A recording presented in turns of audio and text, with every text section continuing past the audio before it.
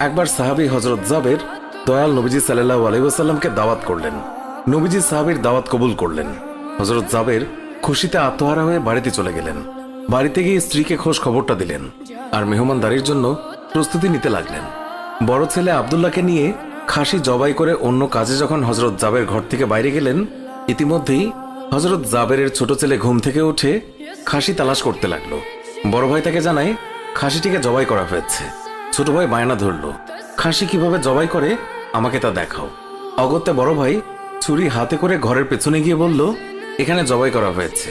ছোট ভাই জানতে চাইল কিভাবে। বর্ণনা করে বোঝাতে না পেরে অবশেষে বড় ভাই বলল, তাহলে তুমি মাটিতে শুয়ে পড়ো, আমি তোমাকে দেখাই।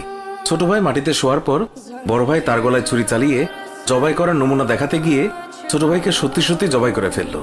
বড় ভাই যখন দেখল ছোট ভাইয়ের গলা থেকে রক্ত গড়িয়ে পড়ছে, সে ছটফট করতে করতে একসময় নিস্তেজ হয়ে গেছে। তখন বুঝলো ব্যাপারটি কি ঘটেছে। আতঙ্কিত হয়ে সে নিকটবর্তী খেজুর গাছের চূড়ায় উঠে আত্মগোপন করে রইল। এদিকে হযরত জাবের পুত্রদের খোঁজে বাড়ির পেছনে এসে ছোট ছেলের অবস্থা দেখে থমকে গেলেন। অতঃপর তাকে বুকে করে স্ত্রীর কাছে গিয়ে বললেন, তাড়াতাড়ি একটি কম্বল নিয়ে এসো, বাচ্চাটিকে শুইয়ে দিই। স্ত্রী রক্তমাখা সন্তানের লাশ দেখে চিৎকার করে কাঁদতে লাগলেন। কিন্তু স্বামী হযরত জাবের তাকে সান্ত্বনা দিয়ে বললেন, আজ আমাদের শোক প্রকাশ করার দিন নয়, আজ দুঃখ দেখলে নবীজিও দুঃখিত হবেন। অতএব ধৈর্য ধারণ করো, কষ্ট করে হলেও মুখে হাসি ফুটিয়ে তোলো। তারপর তারা দুজনে মিলে ছোট ছেলেকে কম্বলে মুড়ে রান্নাঘরের পেছনে রেখে আসলেন। স্ত্রী রান্নার কাজে মন দিলেন। হযরত জাবের বের হলেন বড় পুত্র আব্দুল্লাহর খোঁজে। বাড়ির পেছনে গিয়ে ছেলের নাম ধরে জোরে ডাক দিলেন। গাছের উপর আত্মগোপন করে বড় ছেলে সব ঘটনা প্রত্যক্ষ করছিল আর ভয়ে কাঁপছিল। পিতার ডাক শুনে ভাবল, এখন পালাতে না পারলে আব্বার হাতে ধরা পড়তে হবে। ধরা পড়লে আর রক্ষা থাকবে না। পালানোর উদ্দেশ্যে গাছ থেকে লাফিয়ে পড়ে আঘাতপ্রাপ্ত হয়ে সেও মৃত্যুর কোলে ঢলে পড়ল। পিতা কাছে গিয়ে দেখেন আব্দুল্লাহর দেহে প্রাণের স্পন্দন নেই। বড় ছেলেকে কোলে তুলে তিনি বাড়ির ভেতরে আসলেন। স্ত্রীকে বললেন আরেকটি কম্বল নিয়ে আসার জন্য। বড় ছেলের এই অবস্থা দেখে দরদিমা পুনরায় আর্তনাদ করে উঠলেন।